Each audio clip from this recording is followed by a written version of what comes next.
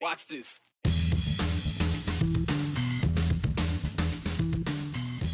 Saving money and holding on to teachers. Nampa's shortened school week certainly had objectives, but the subjective view of parents, it's taking a toll on the little ones. Usually, Idaho tries to avoid any outside assistance, but when it comes to our courts, the Gem State has had to rely on judges from nearby Wyoming and from far away as New York, just to keep the backlog from backing up even more. Maybe now some help from D.C. is in order. To power the future, the Idaho National Laboratory says we need more nuclear fuel and more research. But is it worth the risk? The Nampa School District is about to change its schedule again. Last spring, when the Board of Trustees decided to move to a 4-day week, they became the largest district in the state to do so. And we were told it was for a variety of reasons, because of shrinking budgets and enrollment, and to hopefully help with teacher retention and recruitment. Longer but fewer days was also supposed to boost overall morale. But now, after nearly a full year of living with that schedule, the district says it's heard from parents, and they're asking for some relief, especially for the younger kids. Aspen Shumpert takes a closer look at what's changing and what teachers are saying about it. We are going to talk about Minglo Moves the Mountain. For teachers like Logan Robbins, The setting of the story. a second grade teacher at Willow Creek Elementary in Nampa, longer school days mean getting creative. I think my lessons, I kind of decided to make them a little shorter and then come back to things throughout the day, so it doesn't seem like long chunks of time where we're just sitting and reading for a really long time. Students in the Nampa School District are just 20 school days away from finishing its first year with 4-day weeks. We had a lot of things happening in our district with changes we needed to implement because of some budgetary concerns. We were seeing a decline in student enrollment. We had to make a number of changes, including closing some schools, rebounding our schools. Just some of the reasons Deputy Superintendent Waylon Yarbrough says is why the district shifted to a shorter week. While the 4-day was another change, there was a positive benefit in what we'd seen with other districts across the state in increased family time, increased time for students to have extracurricular activities. All those things from a student perspective seemed beneficial. The trade-off meant school days are about 30 minutes longer. Switching it to a 4-day was a little different at the beginning, but then when we kind of got in the rhythm of things, it's been pretty simple. Despite initial concerns about academic impacts, Deputy Superintendent Yarbrough says students are thriving under the new schedule. We're seeing a positive trend in our district of our test scores, particularly on ISAT and IRI, are trending in the positive direction. We're seeing student gains in achievement. But with students arriving home later due to extended hours and parental feedback expressing concerns about fatigue. The district has moved to a 4-day. We love it. Friday has been great for me and my family. But I do get concerned with the kindergarten, long days. The board voted at its last meeting to shorten the elementary school schedule by 18 minutes daily, moving dismissal from 4:21 p.m. to 4:03 p.m. I think it will just be able to have more engagement in the classroom and a little more stamina instead of oh, we're going so long. Deputy Superintendent Yarbrough emphasizes that despite the change, students will still receive significantly more instruction than required by state law. For grades 4 through 8, the state minimum hours are 900. In the model that we will have for next year, going from 851 to 403, our elementary students will still have 890 hours of instructional time. Although it will be another adjustment, Robbins believes shortening days will benefit everyone. The elementary schedule change will begin next school year. Again, the start time at 8:51 a.m. will remain the same, but elementary students will get out at 4:03 p.m. next year instead of 4:21. And this is just for elementary students to start out with, but I'm told they're also considering this for secondary schools, middle schools, and high schools. And we're going to hear a little bit more about that at the next school board meeting. I wonder if they're going to bring up any of the bus scheduling with that, because I don't know if they do kind of couple that, where they go from one elementary school to pick up high school kids. so that Yep. kind of Yep. mix that up. They a are bit. on a two-tier system, so they Okay. really have to coexist with each other on Right. schedules. That is something that Deputy Superintendent Waylon Yarbrough brought up today. Okay. So something they have to consider before really making that final change. Okay, so no final decision just yet, but Yep. the elementary school one is decided. Yep. Got it. Elementary decided, high school, middle school to be determined. All right, thank you very much, Aspen. When Idaho joined the Union in 1890, statehood came with its own United States District Court, thanks to Article 3 of the Constitution. That meant there was a need for a federal judge. In 1891, James Beatty, a former candidate to be Idaho's first governor, accepted that first federal appointment. Beatty would travel the state and hear cases in 3 places: Pocatello, Moscow, and Boise, where the court would share space with the city's post office beginning in 1905. Retiring in 1907, Beatty would be followed by judges Frank Dietrich, then Charles Kavanaugh in 1927, and Chase Clark in 1943. And for 63 years, Idaho's 3 district courts would be overseen by 1 judge. Until 1954, when a second U.S. district judgeship was created, and President Dwight D. Eisenhower would fill that position with Nampa native Fred Taylor. Idaho has managed with just 2 full-time federal judges since. Well, 1954, that was the last time the District of Idaho got an additional judge, a year after KTVB even went on the air. And back then, Idaho had only about, a bit more than 600,000 people, less than a third of what we have today, which is why Idaho's Congressman Mike Simpson, who's been in Congress for a while, has been saying for a while, Idaho's federal courts are stretched too thin. And now Simpson, along with delegates from other states, are making another big push to fix that. He's a co-sponsor of the Judges Act of 2025. Judicial Understaffing Delays Getting Emergencies Solved Act. That's what it is, because Congress can't really do anything important without an acronym, obviously. But this is sort of a redo, since the exact same bill passed previously with bipartisan support. However, it was vetoed by President Biden at the end of December. Simpson's been here before, too, backing several bills to add more judges, including the Rocky Mountain Judgeship Act and a reboot of the Ninth Circuit Court of Appeals. But like many things in D.C., it takes some time to fix. And Hunter Funk found out from inside about the reality of a backlogged court system and why adding a 3rd judge in Idaho is now into its 7th decade. We're getting by, but we can't keep doing this. United States Courts Clerk for the District of Idaho, Steve Kenyon, says the courts are stretched thin. There's 94 federal courts across the country. Every other one's got new judges since then, except for Idaho. Every year, the Administrative Office of the Courts puts out a list of emergency filings that need a judge. And with Idaho having only 2 federal judges, Idaho's been on that list for 20 years. So people file a lawsuit in Idaho, it's gonna be assigned to a judge, but we don't have enough capacity.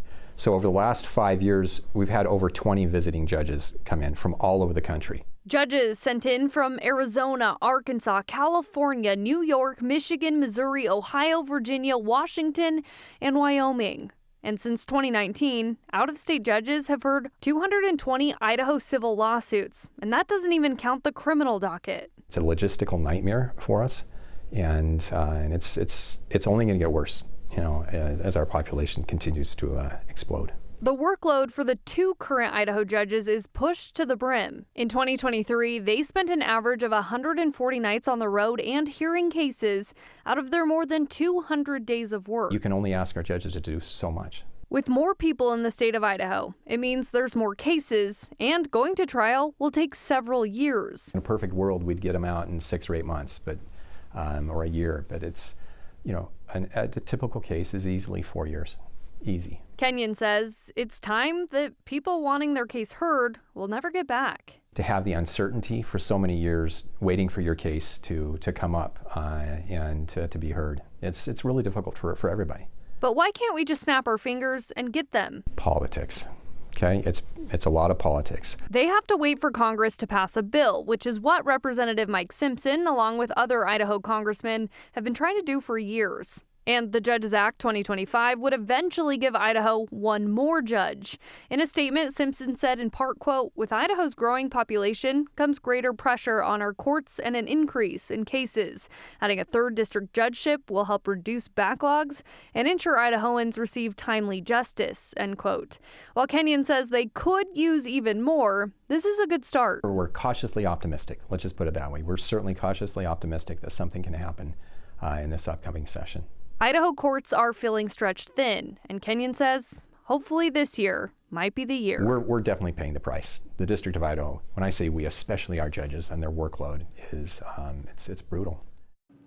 And Idaho isn't alone. Federal courts across the country are dealing with the backlogs that can drag cases out for years, and Simpson says this bill is a step towards fixing that.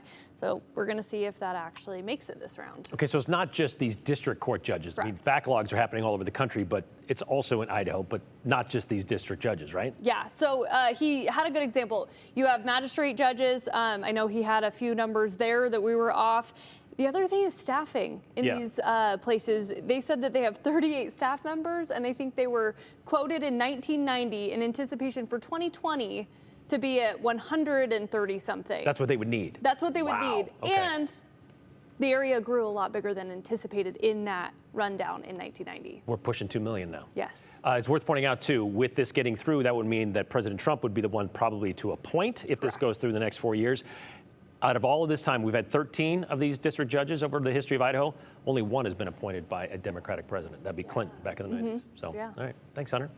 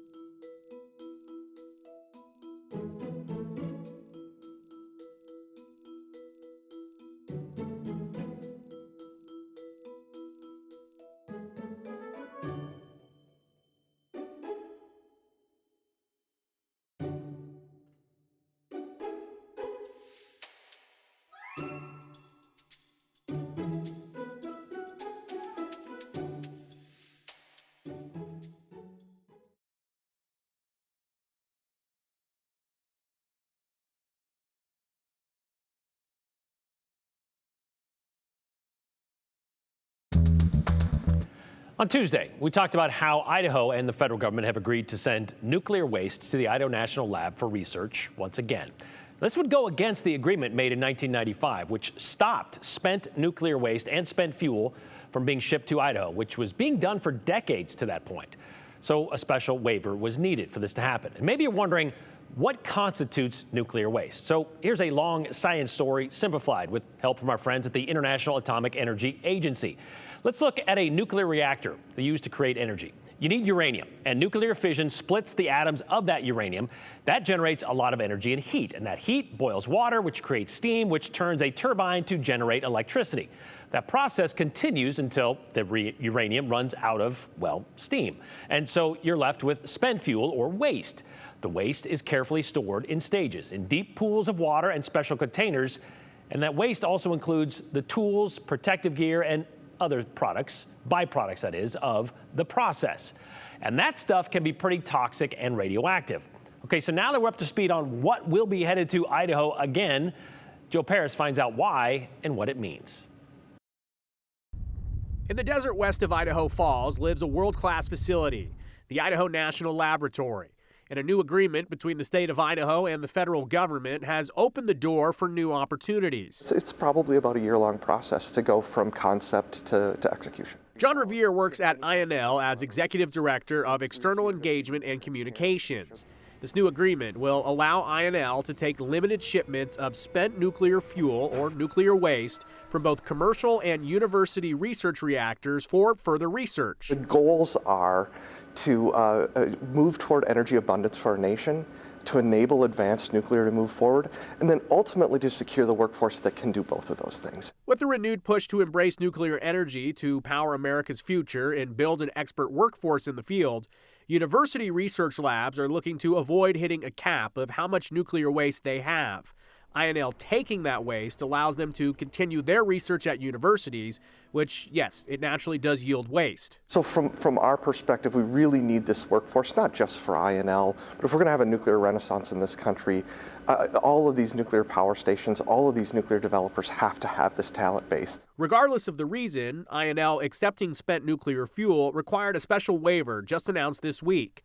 In 1993, Idahoans mobilized in a big way to call out and prevent the Gem State from accepting nuclear waste. Idaho had become a storage facility, or dumping ground as some saw it, for spent nuclear fuel from around the country, creating concerns about the impact on the environment and the people of Idaho.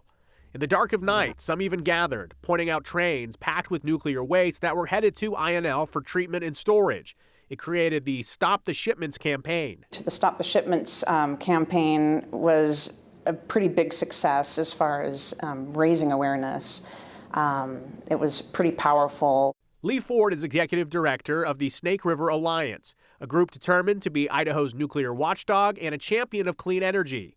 They were the centerpiece of the early 90s campaign. Eastern Idaho people got together and would watch the shipments of nuclear waste coming in, but it was the Shoshone-Bannock that actually put their police car on the tracks and stopped them. In 1995, a major win for groups like the Alliance, an agreement between the state of Idaho and the federal government, setting clear rules for nuclear waste handling at INL, capping what could come in, and requiring removal and treatment of what was already here. It is one of our strongest protections against being the nation's nuclear waste dump. Right now, there's nowhere to put nuclear waste, no long-term repository, no interim storage facility for the spent nuclear fuel and high-level waste. Over the years, waivers or exceptions have been approved to exceed limits from the 1995 deal for things like further research. Notable events on the timeline happened in 2011, 14, 2019, 23, and now 2025. Supporters point out this is not about Idaho being a dumping ground. We're not bringing this in simply for a storage mission. And that's what the settlement agreement really was about.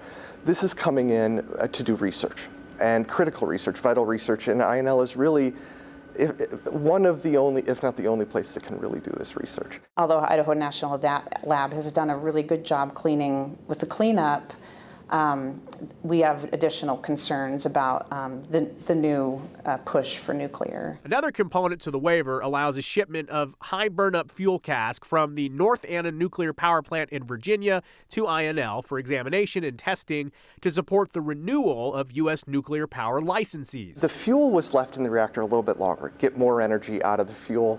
That way you need less fuel, you need less waste over time, or it creates less waste over time. So the fuel was left in the reactor a little bit longer. What we're going to do is look at how that fuel is behaving in storage over, say, 10 years.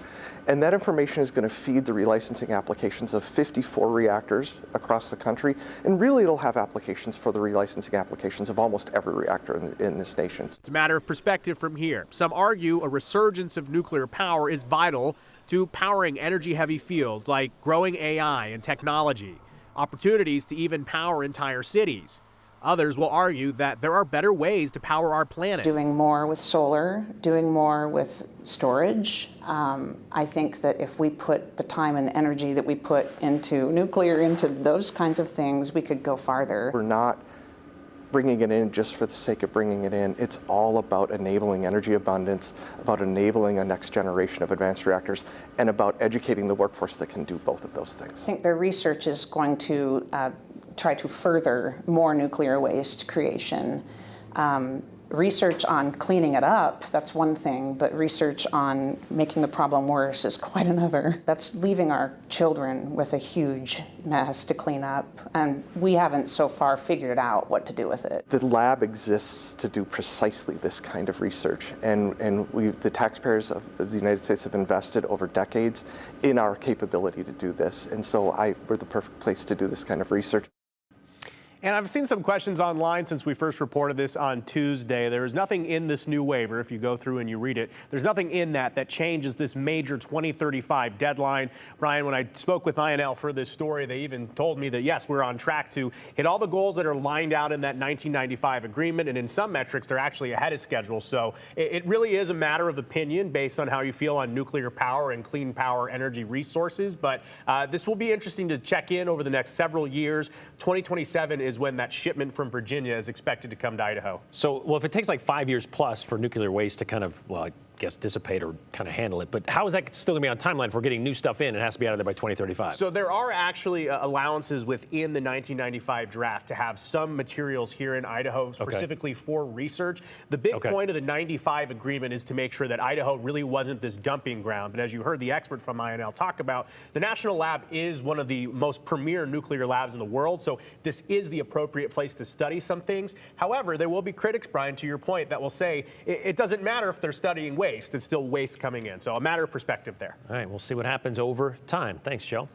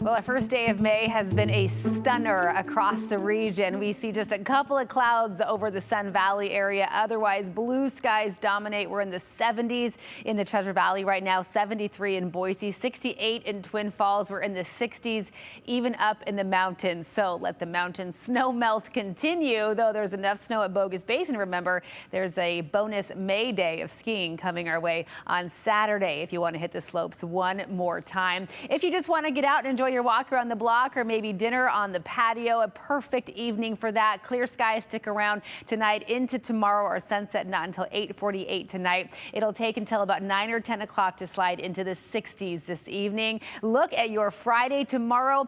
Even better if you like it a little bit warmer. Most spots in the Treasure Valley likely into the 80s tomorrow afternoon. Magic Valley upper 70s to around 80 degrees. In the mountains 60s and even some 70+ degree readings on deck to wrap up the work week. All of that though ahead of an unsettled weekend. Still nice and comfy on Saturday, but do expect some late day, afternoon and evening thunderstorms and some showers very early Sunday. Cooler breezy conditions by the end of the weekend as well. Highs in the 60s by Sunday afternoon.